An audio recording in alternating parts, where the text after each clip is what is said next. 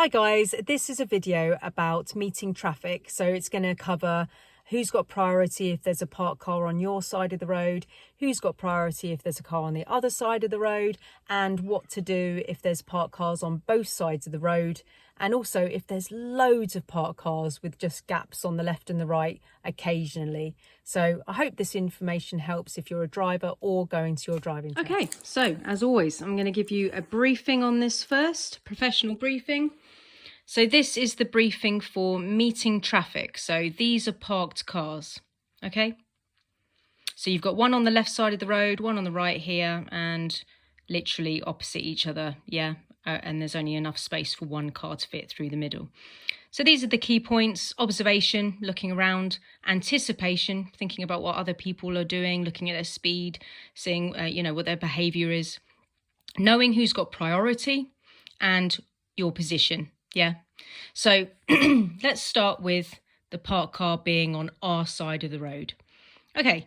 So when there's a parked car on your side of the road, officially speaking, the oncoming person has priority because their side of the road is completely clear. There's nothing there. There's nothing in their way. So they have the official priority coming down the road. Okay, so if you've got enough time to come up and everything's sensible, then you're going to stop around about 2 car lengths away from the parked car, so it's easy to get out. If you need to be a little bit closer, that is fine. But if you've got the space to do it, leave around about 2 car lengths because it's just really easy to get out. A lot of students will fail their test for shaving the side of the car, which is basically when they come up and they go like that and they get very close. A lot of people fail for that. I'm sure that somebody in the comments will say that they failed for that one day. I just know it because it's happened so many zillions of times. When you come up and you stop 2 car lengths before or 1 car length before, if you absolutely have to, make sure that you don't look like you've parked. Today I had a student, very, very new to it. We kept on stopping. It looked like we parked. We kept on getting overtaken. Okay. So as you come up, make sure that you're in a sort of just left of centre line there, almost a bit like you're turning right, and 2 car lengths back so you can give way to the oncoming person. All right. Because that's the official priority there.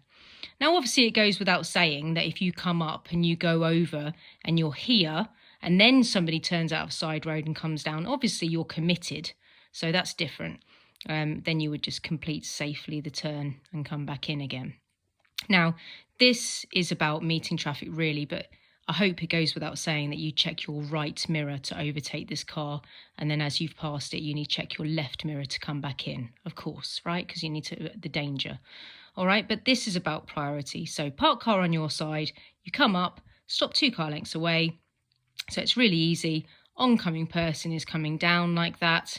You give way, you check your mirrors and you move out and go round. Not necessarily a thing that you have to use a signal to overtake parked cars, but there's a whole other movie, I'll say, about it. I have made another video about whether it's necessary to signal. No, not necessarily. Okay, but go and watch the video. Okay, so if the parked car is on the other side of the road, I hope it makes sense to you now that the oncoming person is the person who has to stop and we are the person who's got priority. Yeah, because our side of the road is clear. Yeah, so we get the priority. This person has to come up and stop and they have to leave enough space for themselves to get out again, so it's nice and easy. All right. Now, obviously in these pictures, these are cars, but the hazard could be anything, right? Absolutely anything. It could be a bin that's blown into the road. The oncoming person doesn't care that you've got a bin in the road, a recycle bin or a bin that's been blown out. They couldn't care less. This person's just going to have priority. If a tree is falling down and it's partially in your lane, that person doesn't care. They're coming down the road. If there's enough if it's quite a wide road and the oncoming person is coming in, there is enough space for you to go. If that door opens and there's not, that oncoming person doesn't care that the door is just opened. You have to stop because the door is open and the woman's getting the baby out or whatever. All right, because the hazard is on your side. It could be anything. It could be, actually, one time I had an Amazon box had dropped into the road. Yeah, and that was our hazard. I had a cone once. A drunk person had put a cone in the road. It doesn't matter what the hazard is. If it's on your side of the road, even if it's a massive pothole, and you're going to just rip your whole car apart because there's a pothole there, it's on your side of the road. The oncoming person either doesn't know about it or doesn't care about it. They're just going to come down the road. All right? Okay. So if you are dealing with parked cars on both sides of the road, there isn't an official priority. So basically, it's whoever gets to the situation first. Now, don't speed up for that situation because of that. Drive normally and carefully and sensibly. But whoever gets to the situation first, so say for instance this person has come up to the situation first and you're later, then clearly it's likely that this person's just going to be able to nip through the gap first, all right? And you can hold back and just make sure that he can get through. Or if you're first, he's going to hold back hopefully, and then you go through the gap, yeah, with your mirrors and everything. Be careful of doors opening. Be careful of pedestrians getting out or around their car, all right? So when there's cars on both sides of the road, when I'm coming up with a student, I call this situation a mess. Oh, there's a mess up ahead. So I always like do this with my fingers. There's a mess up ahead with my, I can't show you on my other hand, but that's inverted commas. There's a mess. So the reason why I call it a mess is because if somebody is in the mess, we don't want to go in the mess because it makes it messier. Yeah. So we want to stay out of the mess. Stay back there. Stay back there and let the person come through. Now, if you are arriving at exactly the same time as the other person, my recommendation to a learner is just be super kind, be super nice. Just be like, do you know what? I can see that this looks a bit dodgy. I'm just going to be super courteous and nice. I'm just going to hold back here. And then that person, maybe they'll take advantage of that and they'll say thank you and come through. Or if they're really not interested, they'll stop there and they'll maybe even flash their lights. Yeah. And then you can go through. Yeah. So I would recommend that you're just super, super kind about it. And if you're kind, then your life is easier, because if you stop there, you don't get into that weird limbo of who's going to give way? I have students panicking, coming up here going, I don't know what to do. I don't know what to do. I don't know what to do. And then they're in it, If you don't know what to do, if you don't know, don't go. Just come up and just be aware that you're going, I don't know what to do. I don't know. Just if you feel yourself doing any of that, just slow down and stop and just let that person have the priority. So in these situations, I say to my student a lot of the time to try and sort of invoke confidence. I always say, put your crown on, right? So in this situation, if you're coming up and you need to give way to the person oncoming, the oncoming person will have the crown. So they have the crown and they drive past you with their crown on, right? They have the priority. If you are driving up from here and you have the priority, and nobody's committed to this area, this is basically if it's all acting, and running properly, and no one's actually stupidly taken priority when they shouldn't, or made a mistake, or they're committed and you came later or whatever. This is just if it's running properly, all right? So if you're coming down here and everything's fine, you need to put your crown on and you need to be relatively confident, all right? So because if you hang back and you're a bit frightened here, this person just can see that you're a learner. And they're just going to go, I can't be bothered. And they'll go anyway, and they'll make you stop. So it's really important that you put your crown on. Put your crown on. I've got my crown. This is my space. Thank you very much. I'm coming through. I've got my crown on. Yeah. So in this situation, if you are both coming up at the same time, I would recommend that you don't wear the crown. If it's exactly the same speed on both sides, I would recommend as the learner coming up to the situation, I wouldn't risk it. It's your driving test. If you take priority and you're not supposed to, you're going to fail your test. Just be super kind, right? Just give them the crown. Just come into a nice, safe position, yeah? And so you look like you're giving way, not parking, yeah? Just like I said before, and just wait gently. Give them the crown. Just offer them the crown and just let them come through like that. If they don't want the crown, they're just going to stop there and they'll flash their lights and then you'll go through. I was lucky enough to catch this on camera on the video that I'm about to show you, which is really cool. So I was coming up here, I was ready to give way, and then you'll see that the black car comes up and he just goes, nope, and he flashes his lights and I'm like, oh, cheers. And you'll see me go through, all right? So, yeah, this is a mess and wear the crown. So that's basically how I'm going to teach you. Now I will just quickly show you this picture. I have made a whole video about this already. There's a whole separate video about how to deal with this, and you come up and you can either stop here or you can stop here opposite the gap. All right, so I'll quickly just go into it, but I have made a separate video about this, about the conveyor belt and the ribbon technique, but I'll really quickly talk about it. Observation, anticipation, priority and position, just like before. Be very careful about pedestrians walking in, through here, opening their door, taking their babies out of the car, walking in between the cars, cyclists. Be very, very careful about all of those things, doors opening especially, and people pulling out. Very quickly on this, because there is a separate video. If you're coming down here and there's someone coming like down here as well, all right? It depends on speed. You'll have to use your anticipation and observation, right? If somebody's coming down a little bit quicker and you can tell that they're coming down a bit quicker, then you're going to come in neatly into here, all right? And you stop there, and then they're just going to gently just come through, all right? So that's pretty straightforward. So if you go in there and they drive past, that's fine. But if you can feel that you're going a little bit quicker and that person's coming down the road, then what you could do, if you arrive at this space first, then there's two possibilities. You could stop here and allow the person to go in there, and then when that's happened, you could then drive on. I call that the conveyor belt. If you watch the video, you'll hear me talk about it, but because it's kind of a stop-start thing, stopping here, and then they go in there, they stop, and then you go, and then they go. Kind of reminds me of a conveyor belt for some reason. I've called it the conveyor belt method. So that's quite handy if there's just one person there. But if there's like loads of people and then you're just coming up like on your own, what you could do is you could just stop completely opposite the gap here. And that's really useful if you do that, because then oncoming people can ribbon around you. So there's no stopping on this occasion. If there's a lot of people coming towards you, you could use the ribbon technique that I've called it. All right, so those are the two ways. If you want further information, just go and find the video about it. It's a drawn video, but hopefully that helps. Anyway, moving on to the moving videos right now. Okay, so here's some training videos of me driving earlier. So in this situation, I haven't got official priority. However, there is enough space for me to carefully go through. Lots of learners will fail here for being too close to the parked cars. Even if there's enough space, be very, very careful about how fast you go. A lot of people fail their test for going to past parked cars too quickly. In this situation, I don't feel like I can fit. If you don't know, don't go. If you're unsure, just pull back and hold back. See, I'm about 2 car lengths away from the parked car. I check my mirrors and then I move on.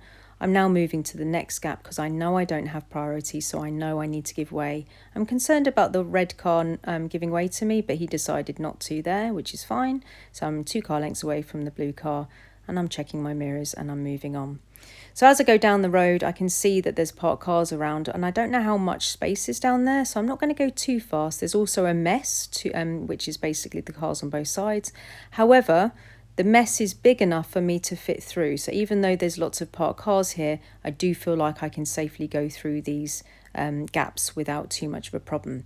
So all the time I'm thinking about other cars and things like that, and whether there's bikes and pedestrians. In this video, you can see there's pedestrians very close to the road and I am extremely concerned. So I go very, very slowly because the pedestrian is very, very close, if not in the road sometimes. So I kind of team that up to be careful with him. I stay 2 car lengths backwards to give way to the oncoming people, and I am concerned about the pedestrians at all times. So basically the other people here have got the crown on. I'm giving them the crown because they deserve it. It's theirs, and I'm checking my mirrors and driving on. Here I'm looking for an extra gap. So I'm going to pull into this gap again to give the priority to the oncoming people, because still the people oncoming have got the crown. They've got priority. And it makes my life easier. If I don't push through, it's going to make my life easier. They're going to say thank you. They're going to be really happy with me. And obviously you are showing the examiner skills, yeah? Now here, the priority is changed to mine, but I do need to make sure that the oncoming people have got somewhere to give way to me. So I'm not going to go too fast because they need to get out of my way. So even though I'm sort of like thinking I need to be quietly confident here and I need to show some dominance, I need to be careful as well, because if they steal my priority, that's a nightmare. So this car needs to try and get into a place so I'm slowing down, and then you'll notice here this person doesn't do it for me and I actually have to stop and give up my priority, which I'm afraid wouldn't be very good for him. If he was on his driving test, then I'm afraid that would have made him fail because I stopped when I shouldn't have done. Yeah, that was my priority. So unfortunately, that wasn't great just then if he was on his test. So it continues here. I've got, the oncoming people have got the priority. They've got the crown. So I'm checking my mirrors and driving on. I'm looking for a new gap here to give way to the blue car. I am wondering whether he'll give way to me because I've got a lot of people behind me at this stage, but he decided not to. So I'm going to check my mirrors. He doesn't have to, by the way. It's just that I had so many people behind me. I wondered whether he would, because there was like 4 people behind me at that stage. Now here I've got priority. I've got the crown, and this person's going to give way to me, which he should. And there's my crown. Wear your crown. Own the space, you know. So I've also got the priority down here. Now at this junction, I'm just sort of going into a road where there's parked cars on both sides. So I'm looking at the spacing and I feel like I can fit. So I'm carefully going down here. I am deeply concerned about car doors opening, people pulling off from the side of the road. But I'm looking at the gap and I'm thinking, yeah, I can fit through this gap. Then as I go further down the road, there's parked cars on the right, so it's my priority. So in my head, I'm thinking it's my priority. However, it's quite wide, this road, so I'm going to position myself on the left to be as far as possible. I usually say to my students, use the double yellow line like a railway track. Put your left wheel in the double yellow lines like it's a track for your left wheel. So as long as there isn't any potholes or anything nasty on the left and there's no bikes and pedestrians, that are too close to that situation, get yourself to the left, share that space with the oncoming people if the road is wide enough for them to fit down, because they're really going to deeply appreciate it. So here I don't have priority. But again, I'm checking my mirrors and I do feel like I can fit down here. So as long as the oncoming people are going to move over and they are going to put their left wheel in the double yellow line if they can for me, then we can both fit down the road at the same time. So I'm being careful because I do need to make sure that the person does move over because there is enough space. So it is important. Now there's a mess. The bikes come through the mess. So I'm looking through the mess to see if somebody's in the mess. I'm in the mess now, so if somebody came into it, it would make it messier. If there's parked cars on both sides, it's a mess. I call it a mess. Don't go into the mess if somebody's in it, because it makes it really messy or messier, and it just makes your life so much more difficult. I've got priority here, but I'm keeping more to the left just to help oncoming people fit through, because they just like that. You know, if they're late for work, they're going to be deeply appreciating that. So yeah. This road is a cool road in this video. I really enjoyed capturing this. So it's my priority down here. However, again, I'm going to keep to the left so the oncoming people can come through. There's a traffic calming measure, which is just a sort of jutting out bit of curb, which slows the road down. There's so many different types of traffic calming measures, all sorts of different things, but that's just one of them. It's a mess down this road, parked cars on both sides. You can only fit through the middle, one at a time. So it's not too busy on here today, but this is normally a really busy road. So I'm just going to keep to the left. I'm preparing to stop here because of the car on the left. I'm coming up to a mess, parked cars on both sides, and I'm going to be approaching it exactly the same time as a black car, and I am concerned that I can't go. So I'm going to make his life easier by slowing down, and I'm just going to give him the crown. I'm just going to give it to him, and then he flashed me, thank you very much, checking the mirrors, and then I moved on. So because I decided to give him his crown, and he was like, nah, you keep the crown, love, you wear it, it looks better on you. So I was like, fair enough, I think you're right. This is a video of a very busy road with gaps on the left and the right. So just at the end of my briefing there, I can stop opposite gaps and let the person oncoming go into the gap that I create on the right so they can go past. We would never go into the road on the right unless it's some kind of weird emergency situation or some bizarre stuff has happened. We stop on the left or opposite gaps, and they pull in to the gaps on their side, all right? This person's giving way to me in this meeting traffic situation because I had the crown, all right? And as far as I know, I think that this is the end of the video. So I really hope this helps, guys. I really do. And good luck with everything from the bottom of my heart.